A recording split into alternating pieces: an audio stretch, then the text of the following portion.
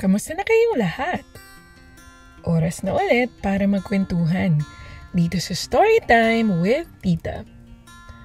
Ang babasahin naman nating kwento ngayon ay pinamagatang Si Cheche Chichirya, isa sa mga kwentong pambata ng SGE Children's Books.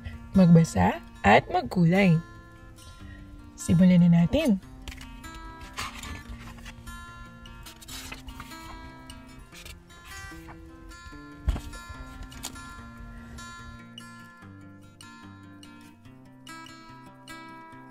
Kumakain si Cheche ng chichirya sa ilalim ng puno. Cheche, tawag ni tatay. Halika na anak, papasok na ako sa trabaho.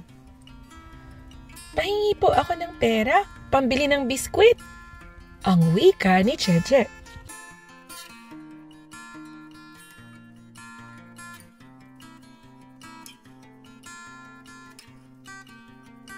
Tuwang-tuwa si Cheche sa 5 pisong bigay ni tatay.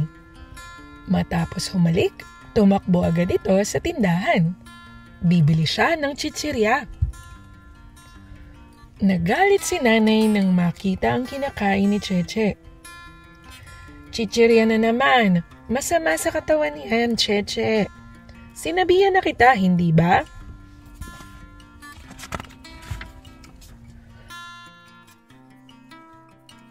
Ngayon lang po, Nay. Ang sagot ng batang matigas ang ulo. Minsan nagluluto ng tanghalian si nanay. Wow, ang bango! Anong ulam, Nay? Tanong ni Cheche.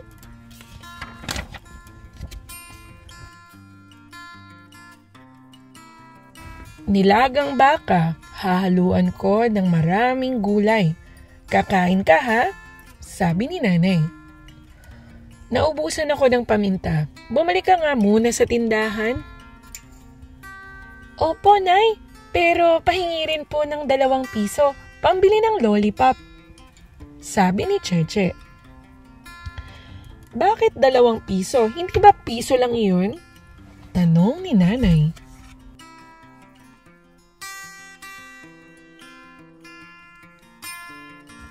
Dalawa po kasi ang bibilhin ko. Ang isa baon ko sa paaralan. Ang isa kakainin ko na. Wais na sagot ni Cheche. Pagkagaling sa tindahan, nakita ni nanay ang isang lollipop ni Cheche. Nasaan ang isa? Tanong ng nanay ni Cheche. Kinain ko na po. Sagot ni Cheche. Ligo na po ako, nanay.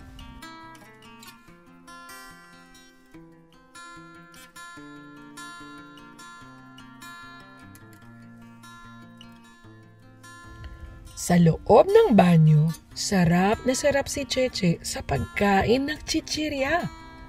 Binili niya ito nang hindi alam ni nanay. Bakit hindi mo kinakain ang kanin mo, anak? Kumuha ka ng gulay, karne at humigop ka ng sabaw. Masustansya at mabuti sa katawan niyan.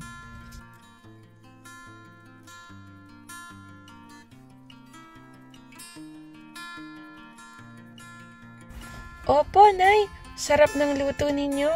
Ang wika ni Cheche.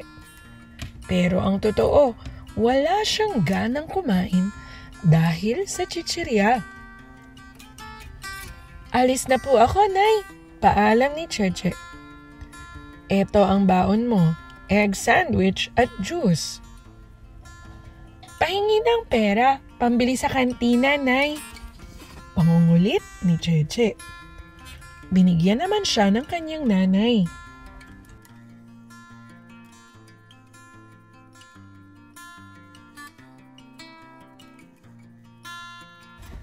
Dumaan muna si Cheche sa tindahan bago pumasok sa paaralan. Walang mabiling chichirya sa kantina ng paaralan dahil bawal. Suki! Ang wika ng tindera. 2 chichirya nga, sabi ni Cheche. Naubos ni Cheche ang chichirya bago makarating sa paaralan.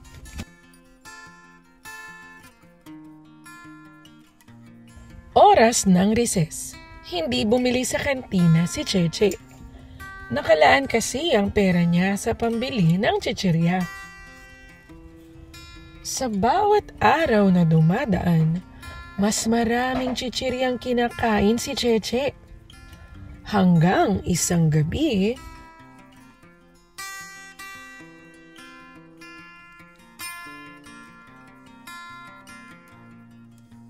aray!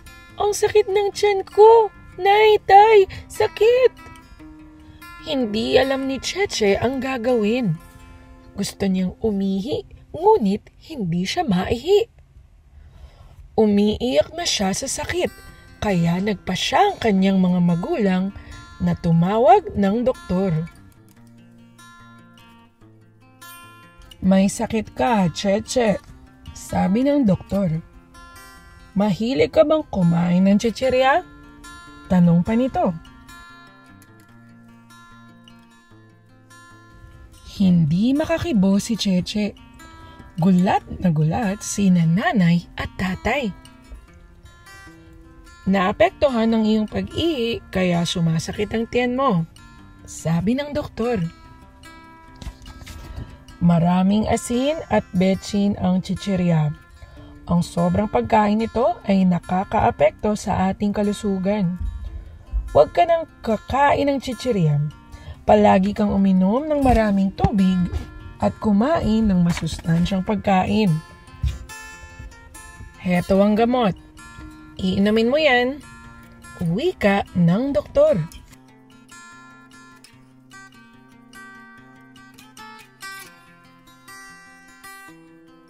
Opo, ang sagot ni Cheche. Ngayon niya napatunayan na tama ang mga paalala ng kanyang ina. Masama sa katawan ang chichirya. Pinagsabihan ni na tatay at nanay si Cheche pag uwi ng bahay. Hindi nagsasabi ng totoo si Cheche.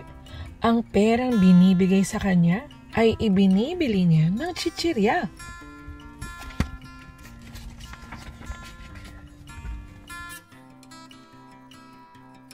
Hindi na po ako uulit, nanay. Mahirap palang magkasakit. Sorry po, tatay. Pagsisisi ni Cheche. Mula ngayon ay hindi na ako kakain ng chichirya. Susundin ko na po kayo. Mga wastong pagkain.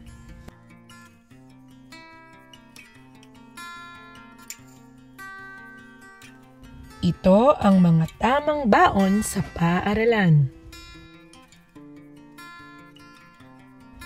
Lagyan ng X ang mga hindi dapat pagkain sa paaralan.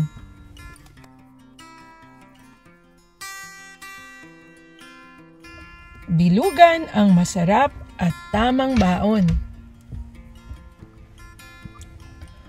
At dito nagtatapos ang kwento nating pinamagatang Si Cheche Chichirya.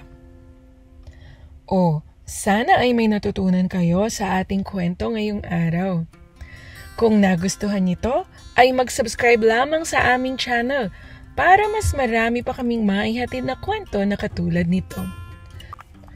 At samahan niyo kami ulit sa susunod, dito lang sa Storytime with Tita.